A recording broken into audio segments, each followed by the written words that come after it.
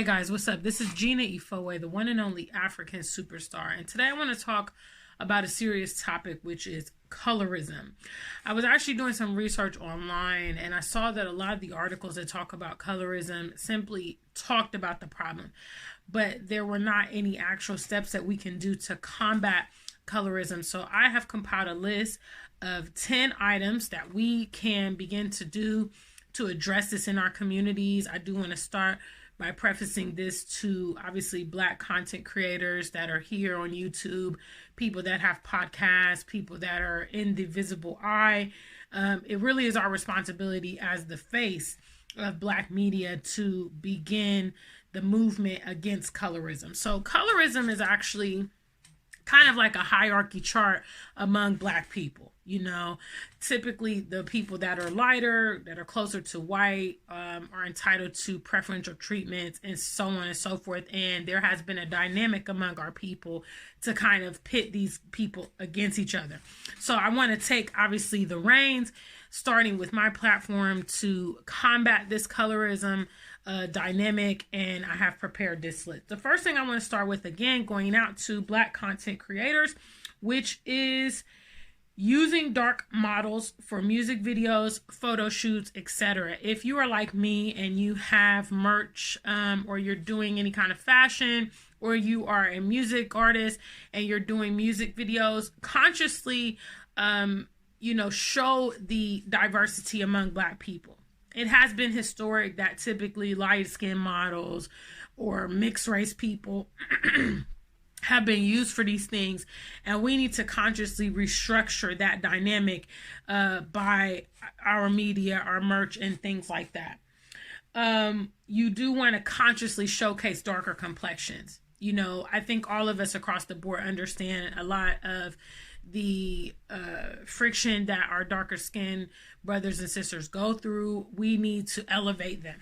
You know, we're in a position here on YouTube, for instance, and other social media outlets. That is what we should be utilizing.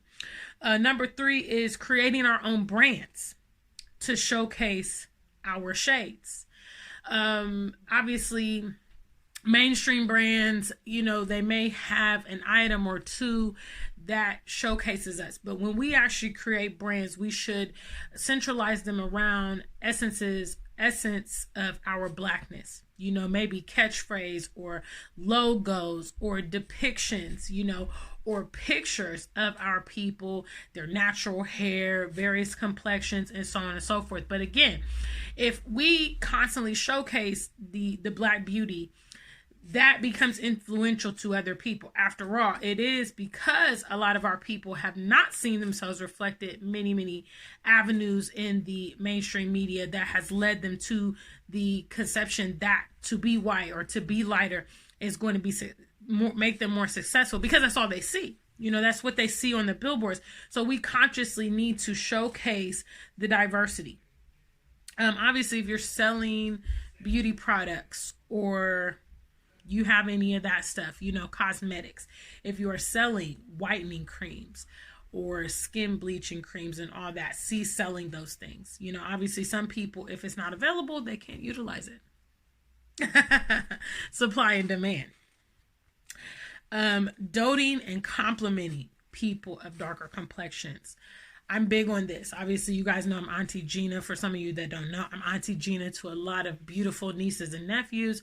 I dote on them constantly and offer compliments. Also giving compliments to women of all kind of complexions, you know, in my environment. It may just be that you are the first person to give that kind of interaction to people, and it really can build them up and help them build their self-esteem.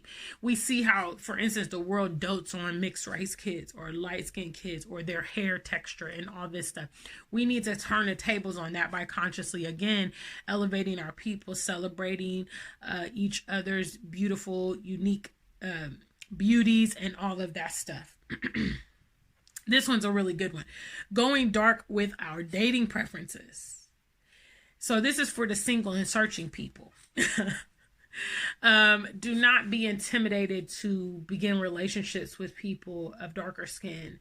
Unfortunately, Black people as a whole, we have been branded dysfunctional, negative, criminal, and all this stuff. And it has been associated with dark people, black people, whatever. And it can sometimes become a part of our subconscious behavior. So we need to be able to look at our counterparts and be like, listen, and try to, delve beyond the stereotypes that we have been socialized or that we have maybe started to ingest. The next one is tailoring our clothing, songs, arts, images with many shades. Again, if you are here on social media, even if you're operating an Instagram page or a Facebook group, make sure you are constantly circulating these images.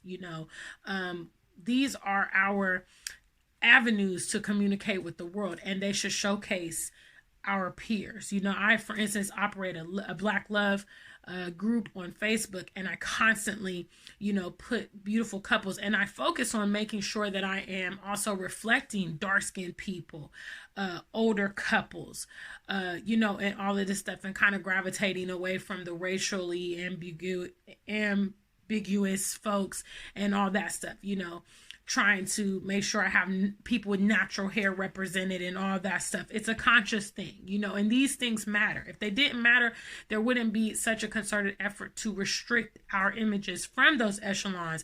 So we need to utilize our channels. Again, we need to utilize our channels to turn the tables on a lot of this stuff.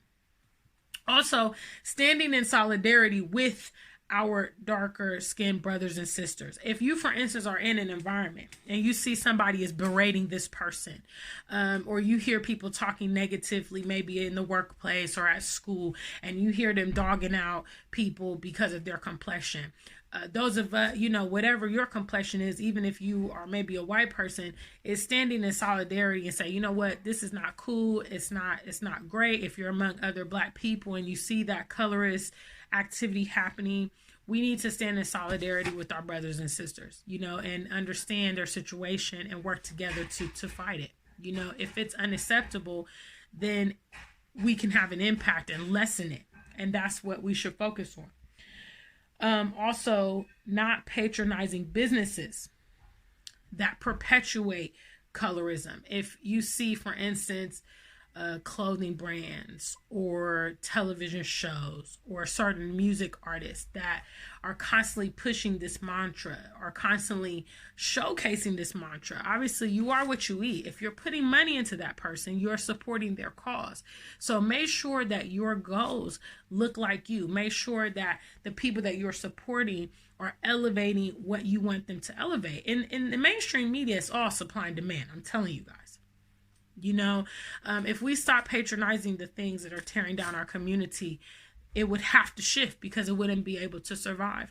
As long as we keep pouring money in, we're just as complicit to a lot of these things. So I hope some of these things you can begin implementing in your life. Again, I was doing research on this and I didn't see a lot of, strategic ways for us to combat. And we can't move forward until we begin to address the problem firstly.